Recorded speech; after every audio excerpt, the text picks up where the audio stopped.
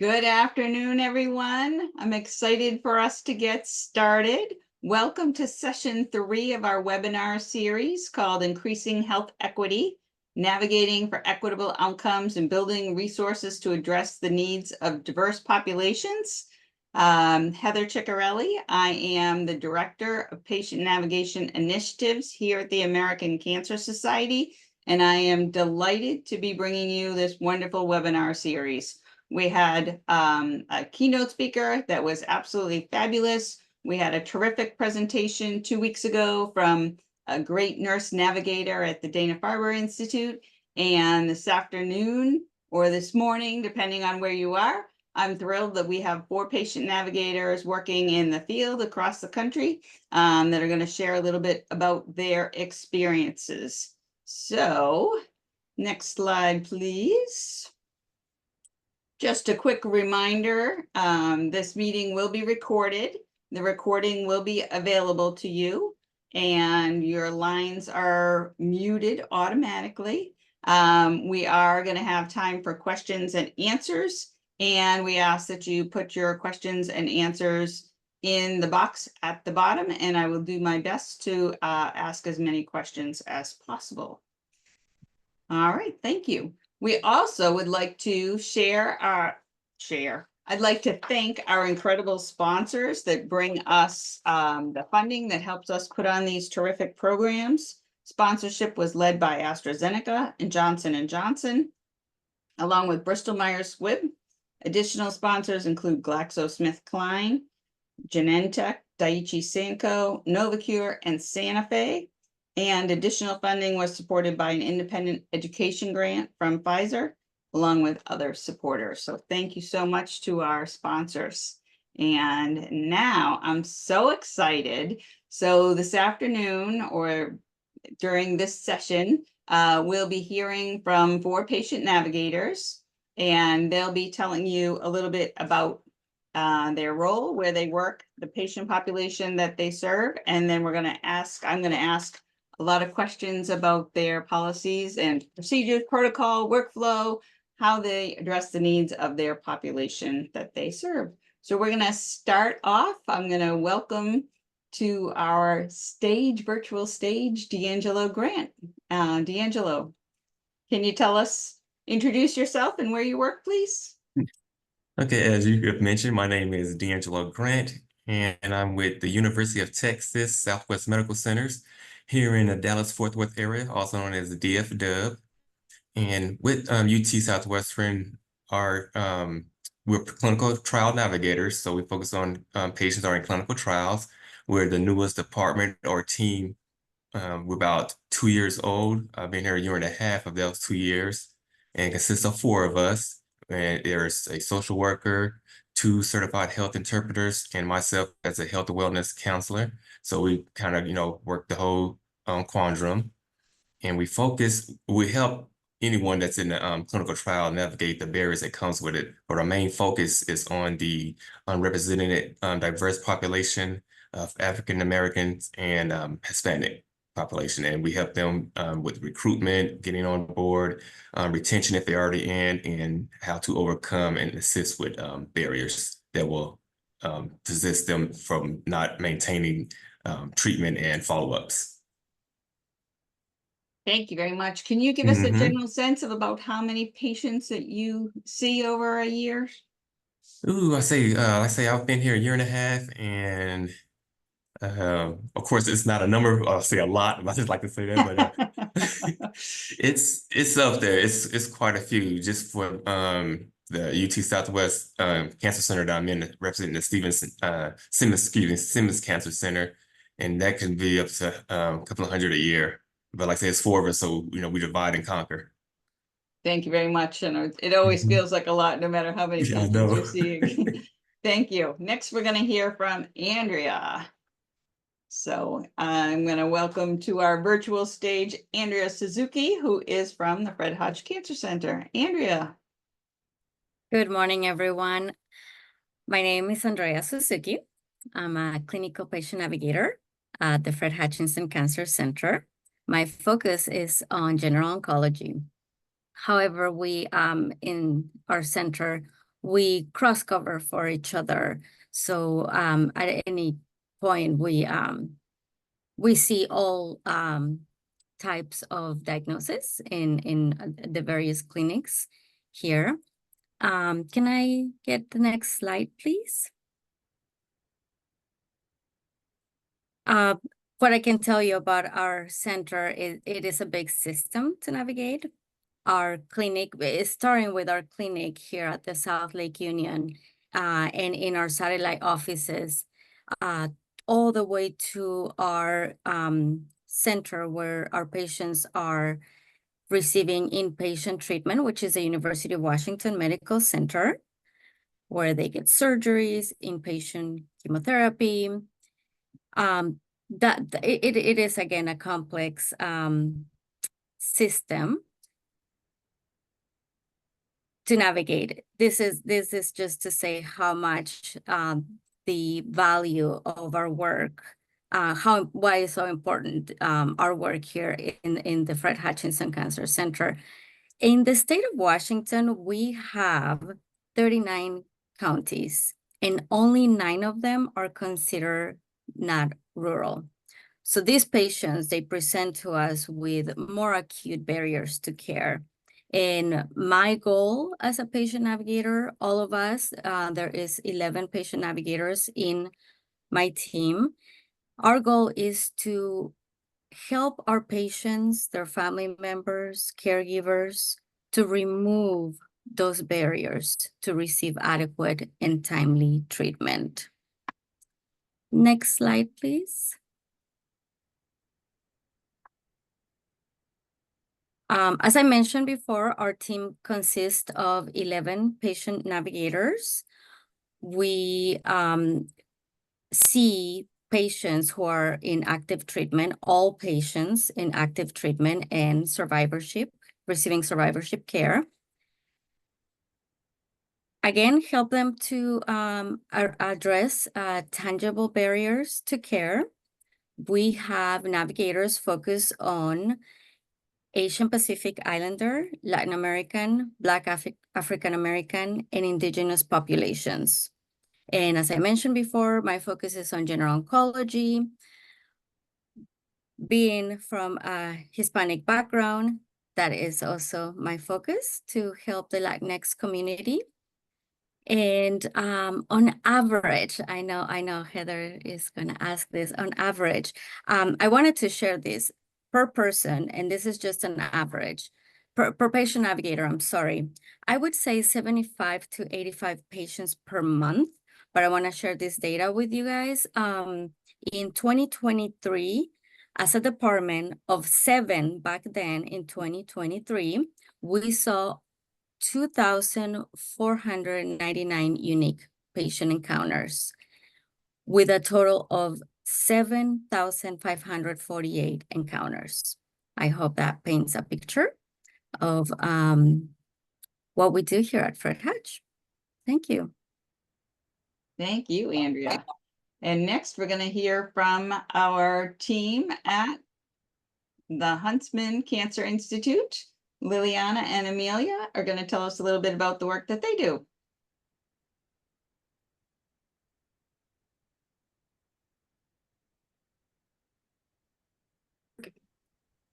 Hi, I'm Liliana Mulatto. I'm the Patient Navigator Program Manager at Huntsman Cancer Institute, and I'm joined by Amelia Delin. She's our Frontier Rural Patient Navigator.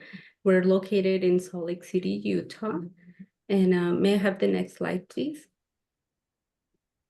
So our navigation program is a non-clinical patient navigation using a health educator model. We belong to the Patient and Public Education Department. So when navigation was first started, that was designated as our home. And since the Learning Center and the team was already using health educators to help patients, the leadership felt at that point that that was a good model to continue. Because part of what we do as well has a huge education component. We educate patients about their diagnosis, possible treatment plans, search information for them if they are struggling to make decisions. And of course, educating them on how to navigate the healthcare system. So we're always hoping that our patients, by the time they leave Huntsman, hopefully with a complete clean bill of health, can use those skills that they learned to take care of their health as a whole and navigate the healthcare system as a whole. We see patients from all cancer types across the care continuum, and as long as they fit into our 4 demographics that we currently have. So the Hispanic program started in 2009, and I started in 2012, and I was hired as a Hispanic navigator at the time. Then our adolescent and young adult program was established in 2016, and that one is actually managed by Carly. And there is a component in this program that is very unique, is young connections.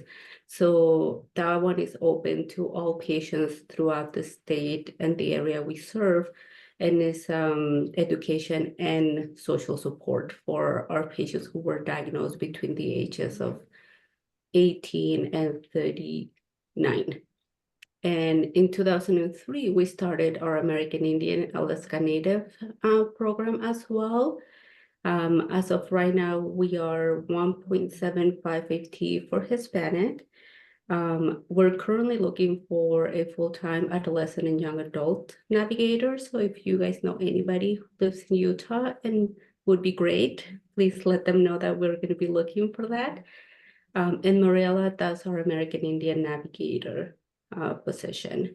And I'll turn it over to Amelia to talk a little bit about the frontier rural in the area we serve.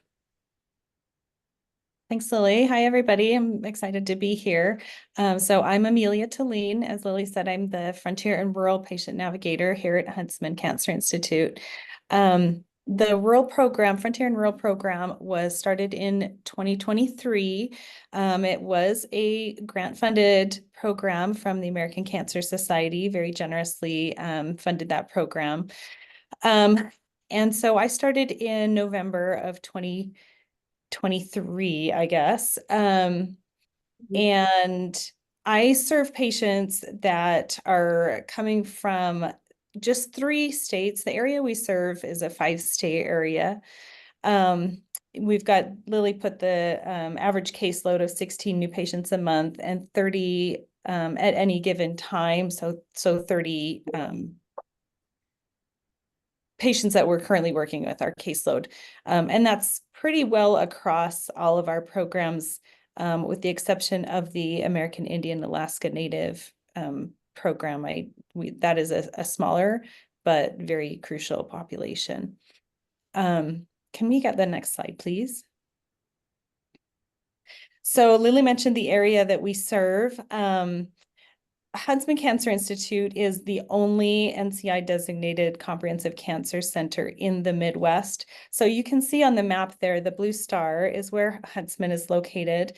And that area around us, so Montana, Idaho, Wyoming, Nevada, and Utah, is our catchment area. So currently the Rural and Frontier program is only covering Montana, Wyoming, and Utah.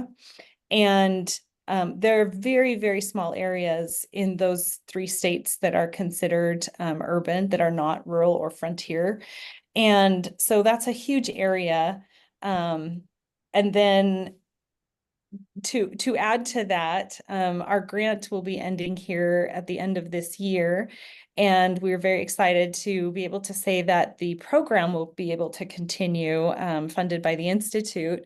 And in 2025, we'll be opening the program up to the rest of the area we serve, so Idaho and Nevada.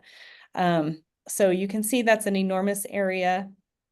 As Andrea mentioned, patients that are traveling from a rural area have a number of unique barriers. And we've kind of established that distance as a barrier is very unique to this population. And I'm sure we'll get into later on what some of those barriers are, but that's kind of our Frontier and Rural program in a nutshell. Thank you. So now you've met our great panelists for this afternoon, and I have some questions for the group that we have gotten together, our group of experts. Can you tell us, and I'll start with D'Angelo, can you tell us how your system identifies which patients are going to be navigated, and then how they determine what navigator is going to help address some of those barriers with that particular patient? Okay, yes. Here at UT Southwestern, we also partner with Parkland Health is Dallas's safety hospital. So we have UT employees working down there full time. They work in the Parkland location, but they're, let's say, full-time UT Southwestern employees. And there's 2 clinical trial navigators down there, and myself and my supervisor Fabian here at the main campus. And we work closely with our DOTs, our disease-oriented teams, and from there with the coordinators, the study coordinators, and the providers and PIs, they first, recognize the patient, if they need or qualify for a clinical trial. And from there, we're doing the coordinators, and just through assessment and speaking with the patient, with that feedback, they see the patient may be in need of certain, barriers that need to be broken through or assistance, and they'll reach out. If there are any patient that is a UT Southwestern patient, it will come to me and Fabian, and we'll reach out to the patient and see what barriers that we can help them overcome, or any assistance. That is, if they're a new patient or going to be recruited, we'll see what barriers are basically stopping them from participating in the clinical trial, what questions they may have, and their family members, because that plays a lot. So we do a lot of educating along with assisting and finding programs and different organizations to help them. And then also with Parkland's the same way, where the large population of our Hispanic community of patients are populated from that area as well. And it's the same thing, those DOT teams recognize the patient, reach out to the coordinators reach out to the navigators, and then we'll proceed with assessing with the patient, with education, and also any supportive systems that we may have. And what we have seen, which you guys probably have seen also, is that especially, like I said, we work with everyone, but we focus on the diverse population group, Black, African American, and Hispanics. And the barriers are, pretty much the same nationwide: transportation, basic financing, child care, food insecurities, things like that. So patients say, I would love to join a clinical trial, but catching a bus, is not going to get it, and Uber's too high. We partner with different organizations like the Lazarus Cancer Foundation, their reimbursement program that we assist in signing a patient up for. So any monies that they spend out of pocket, they can be reimbursed to them, right back to them in the form of a paper check or a reusable debit card. And if a patient needs transportation, we partner with Phoenix Mobility Rising. They're a nonprofit Uber style type service that the patient can work and do an app and find their own rides or schedule their own rides. So we assist with things like that. But our biggest barrier that we face, of course, once again, representing Black and African Americans and Hispanics, is that trust issue with the healthcare system. That's, and that's a mindset that we help patients I don't want to say overcome that, but see that and make the educated decision for themselves to join or stay in a clinical trial, just with hard facts and educating them. Because once again, these patients, they grew up in a culture of mistrust, passed down. So they can recognize if you try to, feed them some or smoke and mirrors. So we just hit them with the facts. Tell them what clinical trials is, what it's not, what did happen in the past, and the positive outcomes that came from that. And we repeat. Just simple as that. Like I said, being the newest program at UT Southwestern, we're still actually working in writing the rules and the protocol for clinical trial navigators. So it's a learning process that, in my opinion, I feel that we are doing pretty well and conquering pretty well, and I'll say writing a blueprint for those to come after us. Thank you. Yes, clinical trials navigation is a very exciting and expanding new field, and we're excited to have you developing some of those great roles. And you certainly shared a lot of great insight about the work that you're doing. Let's go next to Andrea. Can you tell us a little bit about the population that you serve, how patients get identified for navigation, how patients get matched with a navigator, and we could also go right into what are some of the typical barriers that you see in the population that you are assigned to focus on? Sure. I'm going to start by saying that we serve all populations. Once our patients have an initial appointment, they are giving a questionnaire. In this questionnaire is where we can identify some of the barriers.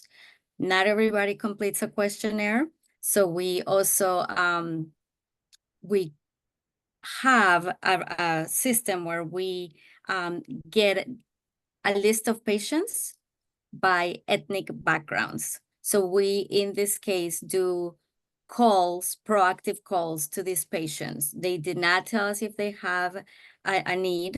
And again, we introduce the patient navigation program to them. We also rely heavily on our medical, on the entire medical team. At any point, we believe anyone can use a patient navigator.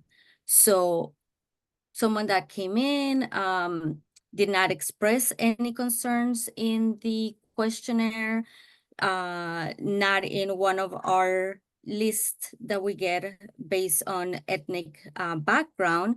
But again, they might say something to their nurse or our providers.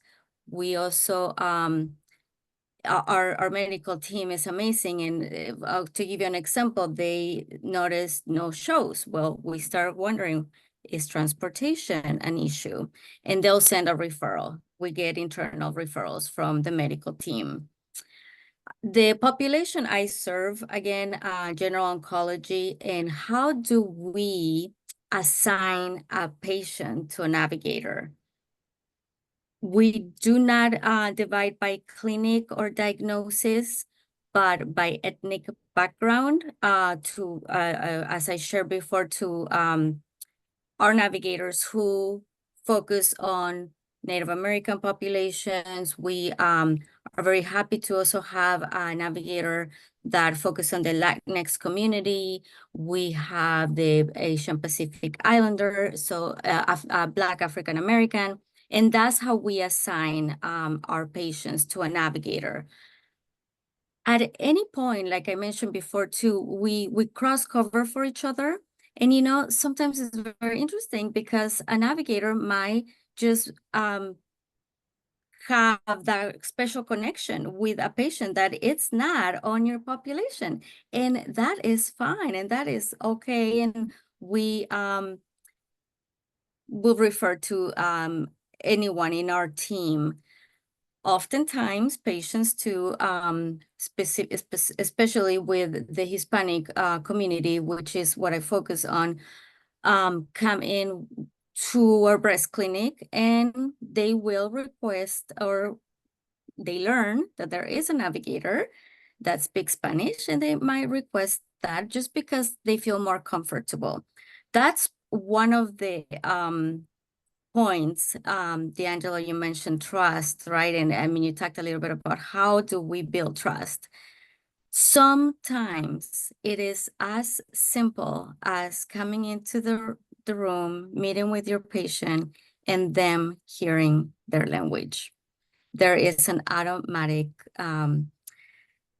trust factor. Oh, they speak the language. The factor of not using an interpreter can in my opinion, in my experience, we provide interpreters, of course, to anyone who English is not their first language, but now they have to trust yet another person. And so when one comes in speaking their language, I think that is also how, in my opinion, we build trust. Heather, I'm sorry, there was a couple of other questions. I'm remembering barriers, right? Just like D'Angelo mentioned, transportation. I'm gonna mention probably our top four: transportation, local medical lodging for all of our patients that come from rural areas and they have to be close to clinic. So finding them a place to stay close to clinic. Finances, they stop working.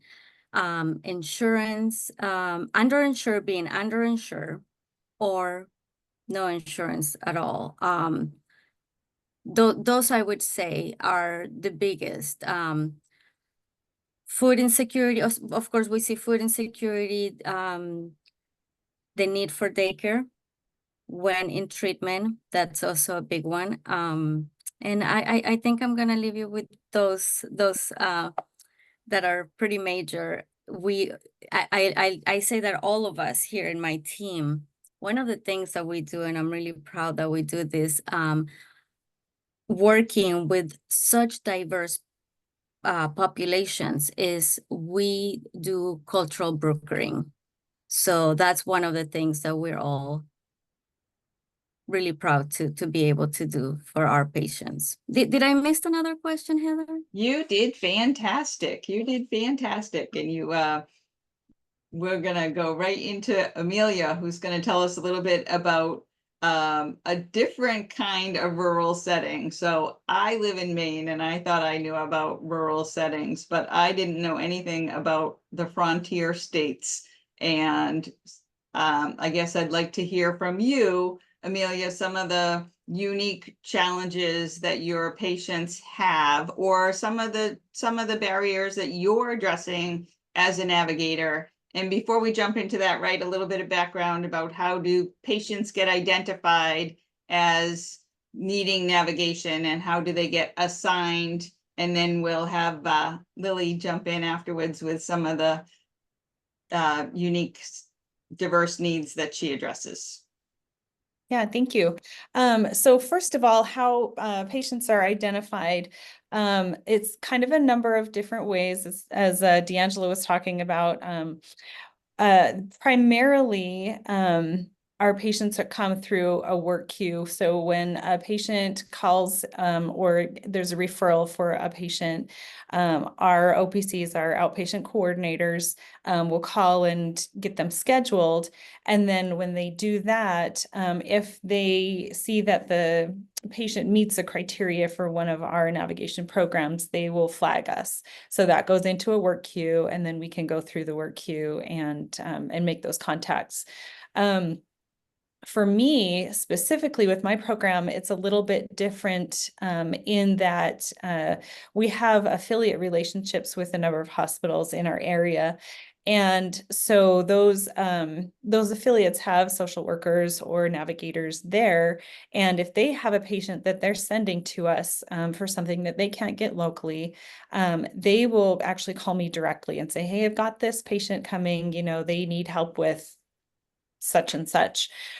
So that's kind of nice to be able to have that handoff when a patient is coming. One of the things when you're talking about barriers, one of the things with coming from a rural or frontier area to a big metropolitan area is that cultural component.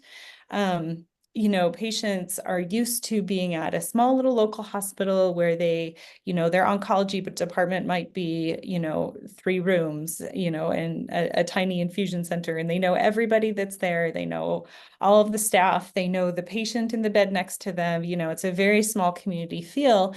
And then they're coming to this giant city with this giant campus that's difficult to navigate, that's, rush hour all the time, as one of my patients said to me. And so, there's a fear there when you're used to driving on a dirt road with You know, you might see one tractor or a truck go by or something like that to dealing with this giant area. And so then additional to that, along with the other barriers that that are common with a lot of the patients that we all serve with, you know, finances and childcare and food insecurity and all of those kinds of things, having that distance is a barrier in and of itself, because when you know, when I need to go to the doctor, I maybe take a couple hours off work and I swing by the hospital and then I'm right back home. It's not a huge imposition into my work, into my finances, into my family's life, you know, but when you're having to travel upwards of, you know, 2 days to get to a doctor's appointment, that's a much, much bigger impact on those patients than someone who is, you know, across the city. So that's an even greater impact on their finances. You know, a lot of the patients that I work with are farmers, so they don't get paid time off. They can't step away from their farm for very long because there's nobody else to run it, you know. And then there's a bigger impact on their support system, because they typically have to have someone to come with them, which means that there's nobody there to watch children or to, you know, manage the animals and things like that. So that distance is an enormous factor on top of the other social determinants of health. And I think I remember in one of our conversations that weather was a big factor. Can you share a little bit about that? Because I just found it so fascinating.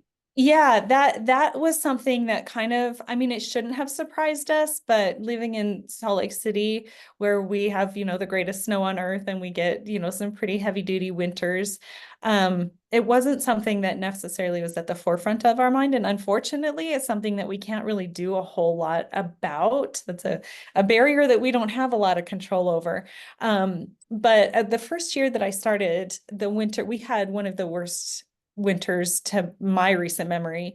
And we had patients that were missing appointments simply because they couldn't get out of their driveway. They couldn't get, their passes were closed, and, you know, they had 8 feet of snow and, you know, and things like that. So that weather became a big factor. And we did try to utilize resources like Angel Flight and things that will provide free air transportation that can kind of overcome some of those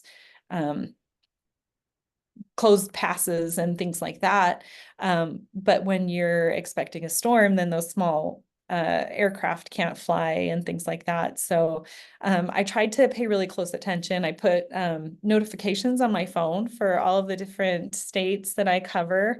And so I would get alerts that, you know, there was a big storm coming in Montana through this pass. And so I would call, you know, the patients that I knew were coming that week from that area and say, hey, you know, how do you feel? Do you think we should reschedule? Like, are you going to be able to make it? Can you come early? You know, and things like that to try and get ahead of those things. But yeah, that weather component was kind of a surprise. Thank you. And now we'll hear from Lily, because you're at the same setting, but you navigate a different population. And I imagine that some of the barriers are similar and some of them are different. So if you could tell us a little bit about some of the challenges that your population faces and some of the solutions that you offer, that would be terrific. One of the things that help us quite a bit is that we have 4 different programs. So when patients are referred to us, sometimes they don't fit. For instance, it's with Amelia, where they don't fit in the Idaho or Nevada area. We always are looking, is this patient Hispanic? Is this patient AYA? Is this patient American Indian? And we can fit them into another program. Also, like I mentioned before, we live in the Patient and Public Education Department, which has a library, which is staffed with cancer information specialists. And so if they don't fit a navigation program, we can still refer to the information specialist services, which help with a lot of the things that we do. So helping with finding transportation, finding lodging, finding resources, and a lot of and one of their big goals, just like ours, is to avoid unnecessary travel. So we try to be as meticulous as possible to make sure that the patient truly needs to travel all the way down here, and that everything that can be done locally is done locally. And that's part of why Emilia's position is so crucial, because she's the go-between between these two systems. We want to make sure that when the patient is coming down here, it is absolutely worth their time, and that we're completely and absolutely ready to work with whatever it is that they're coming down with, type of situation. So that's a big part of what she does, and it's a very time-consuming process. A lot of people don't know why navigation is so crucial, and why can't navigation be done by my doctor, right? Well, we spend a lot of time educating patients. We've had patients that take you all day, finding them the resources that they need. And kind of the other thing that we found with rural patients that kind of it's other, and also this happens quite a bit with the Hispanic community as well, is that there are patients that have no support system, no friends, no family. They're immigrants that are here just to work for the season. Their status is not a status that they can access government resources or assistance through being a documented resident or a citizen. So they're very limited in some of those things. So we have to not only find resources, but also help the patient build that support system. And sometimes that support system is the navigator. And we do the best we can to be as much of a support system as we can. And as Andrea mentioned,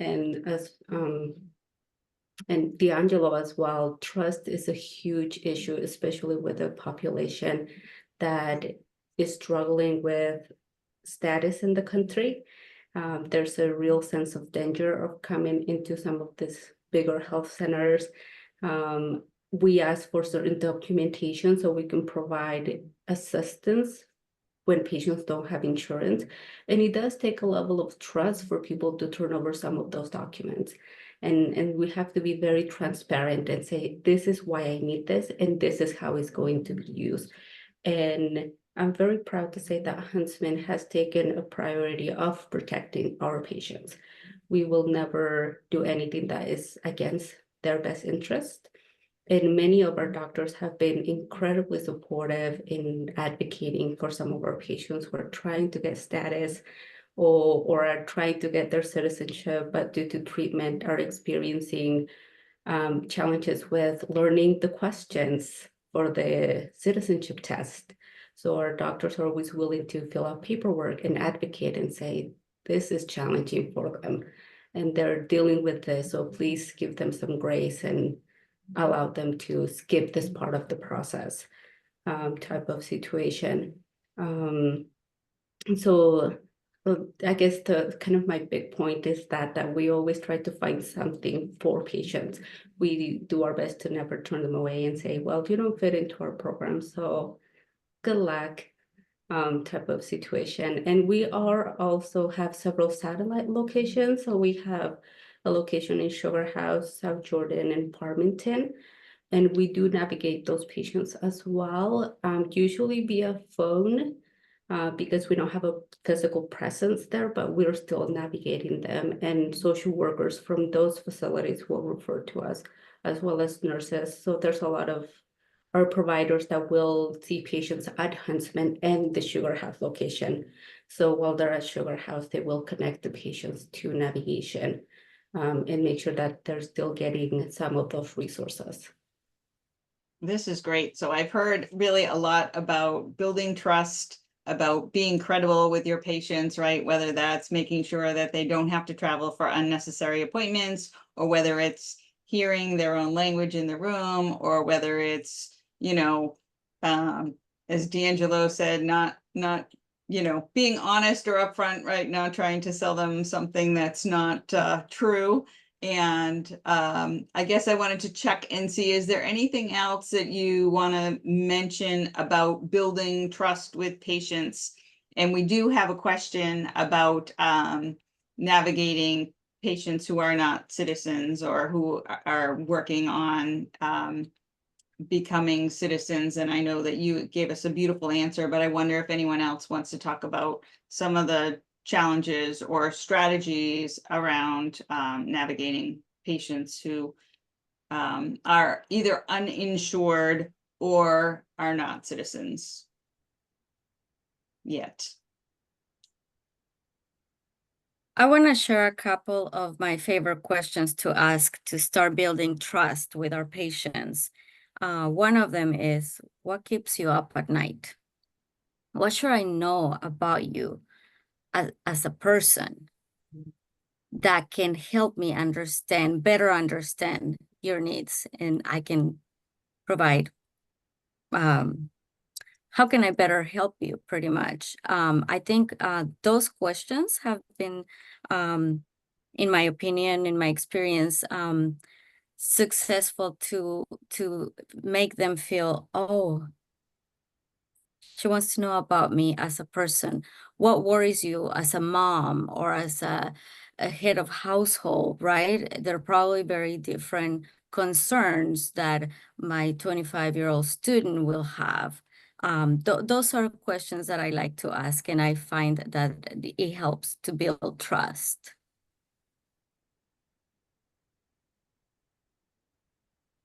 And I would like to add, kind of right on the question of uninsured, undocumented patients. That majority of that large population is our Parkland partnership, and we have a wonderful navigator down there that started with me in March of 23, name of Marisol, and she kind of mirrored in words what Andrew has spoken. Like I say, the patients, they need treatment, but scared to come to the hospital or even get checked out because that fear of getting, found out and deported. But she goes in, natural Spanish speaking, also a certified health interpreter, and she just basically kind of like say what Andrea said. What do you need? What, besides, we know you're scared, undocumented, and always the fear of, them coming after you, but she gets in basically just how she put it, she said she gets into their soul. These are her words. And she just talks to them. I say, of course, speaking the same language, automatically kind of bring the walls down. And she just talked to him like, okay, let's put aside, the uninsured, the, undocumented, but let's focus on you right now. And it was like I say, she just goes in and, like I say, reach into their soul, and they see that she's honest and true, and that trust factor come out. We start getting them treatment, and we work on the uninsured and the undocumentation, on the back end. How's that going on? But once again, you still need treatment. Yes, that's a true factor and serious, situation in your life, but you also have cancer, because I don't think I mentioned, but we focus on clinical trial navigation for cancer patients at the Simmons Cancer Center in our partnership with Parkland. So yeah, and that's her mission every day. And yeah, she speaks highly passionate of it, and that's how, she gains that trust with them, just speaking to them as people.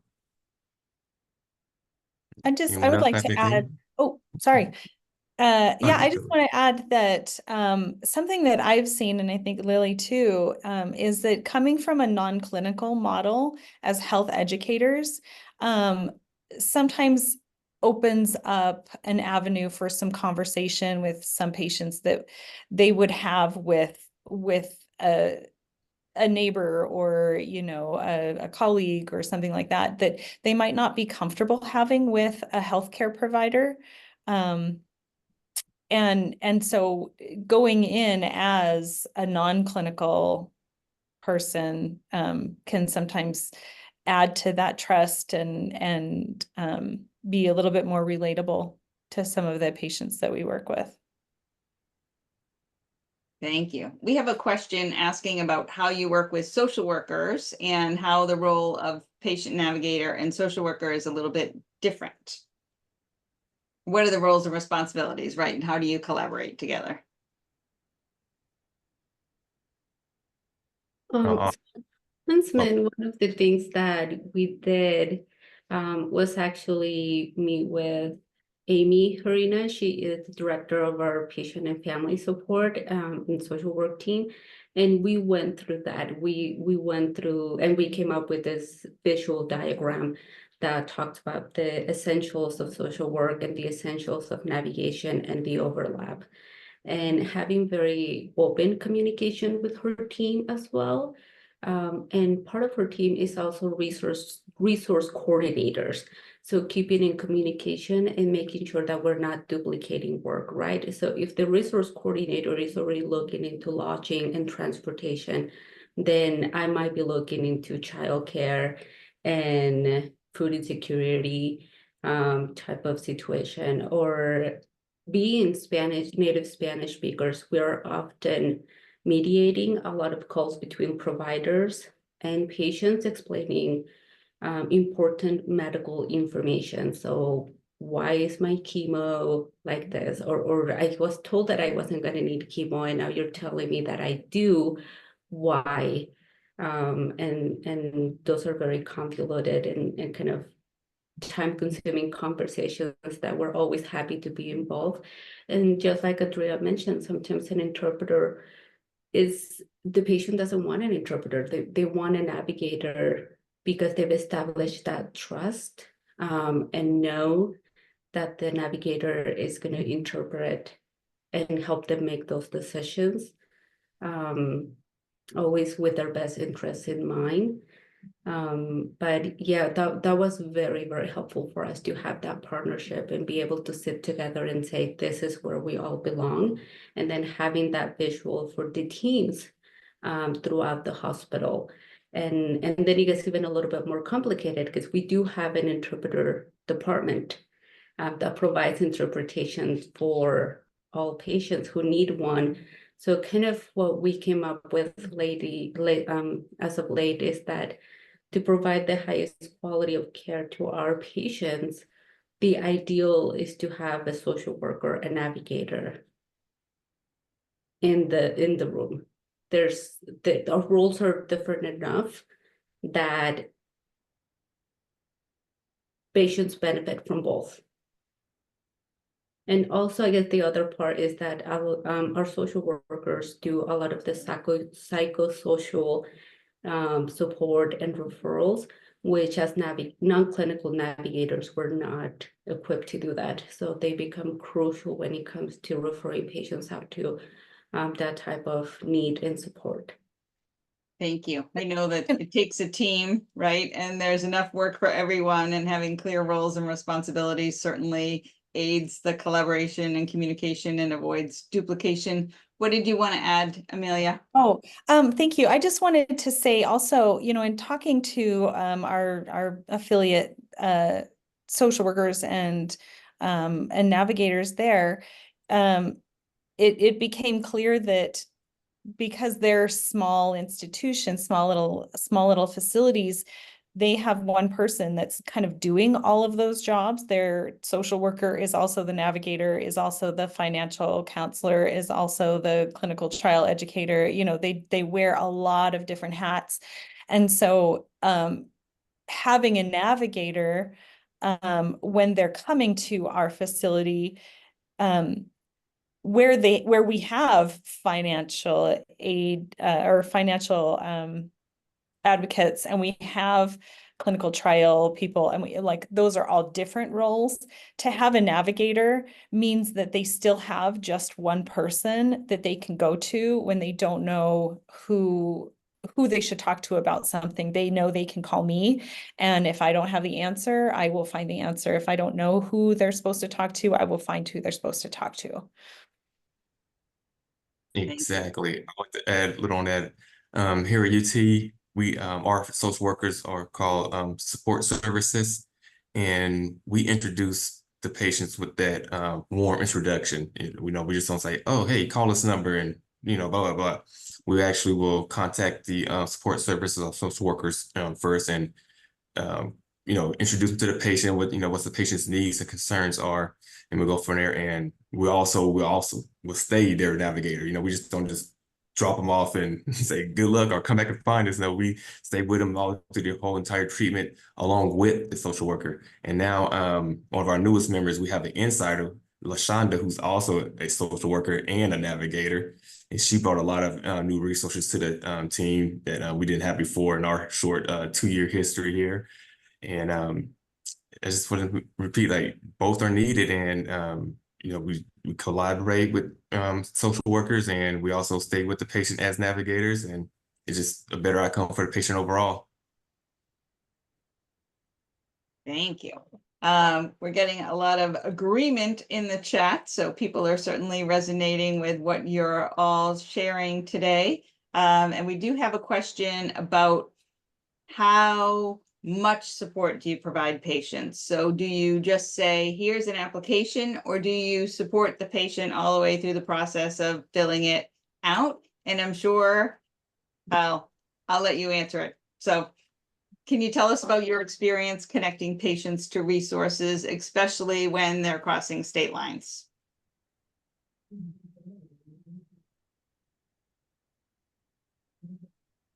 I can, oh, go ahead, D'Angelo. Oh, I'll make it quick.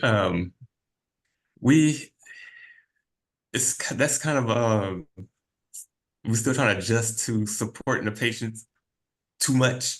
That we do support them, we support from, it's all okay. We have a feel on the patient, pretty tech savvy, or what they call it, health literacy IQ is high. They pretty much are like, I got this. For those that don't, we do not mind, and that's what get us caught up a lot of helping the patient out. But we have to kind of know where not to have them dependent on us, because part of our job is also to educate the patient to be an advocate for themselves also, and to learn how to navigate through the healthcare system as well on their own, but also have us as a resource. Because we'll start, as you do with your child, as a 1 and 2-year-old, you hold their hands, they're walking, and then next you know, you walking behind them, and then that's the goal. But yeah, like I said, we still do it, and we, still get caught up sometime of trying not to do too much for the patient. But yeah, we help them out. We fill out paperwork. They come to us with questions all the time. Teams, not teams, my chart, emails, things like that. But I mean, we don't mind it, because we know that once they do get it and get on your own, we just sit back like that proud parent, be like, oh yeah, you did it. and then we do a little bit of this also, behind closed doors. Yeah. But yeah, but like I said, we enjoy it. We just still trying to learn that balance of not doing too much for the patient. Go ahead, there. All the other navigators are nodding and smiling, so. I think that's the dance that we have to do all the time, right, D'Angelo? It's that balance. It's case by case. For me, I have some patients who are very independent. They have support systems, and that's music to my ears. When they have family members, friends helping them, I hand out applications and voila, then they come back to me completed. Wow. But a lot of our other patients who English is not their primary language, they health literacy or literacy in general, there is a lot of assistance being provided. We do sit down with our patients and help them complete paperwork. We have a lot of, I've been seeing a lot of patients who Spanish is actually their second language. So those patients who come from very rural places in Mexico that come and work here in Washington in the field industry, they learn Spanish just to get by or, navigate life. But then to navigate the healthcare system is another, it's another monster. And those are our patients who probably would call us more often, need for us to sit down with them and walk them through applications, phone calls, etc. I think, and I'll just add this, one of the hardest things is when you identify a patient that does need a lot more support and they really struggle. and you do as much as you can, and then they still can't make it happen. Just the little bit that they need to do, they can't make it happen for themselves. I was told by a colleague early on, reminded that we can't care more about their health care than they do. And that's a tough thing. I mean, we work in this field because we care, because we have big hearts, and you can't make somebody get the care that they need. So that's kind of tough.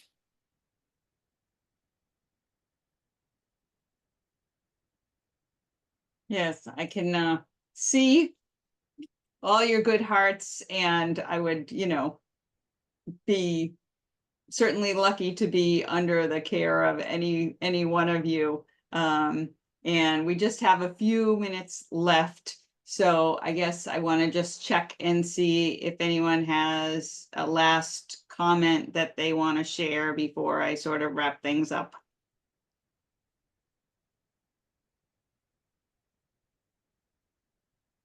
I guess I would just say thank you for inviting us to be part of this panel and share the little knowledge we've gained throughout the years. And if there's any questions that need to be answered after or anything in the chat that was left, please feel free to reach out. We're always happy to talk to each other and brainstorm and see how we can do better.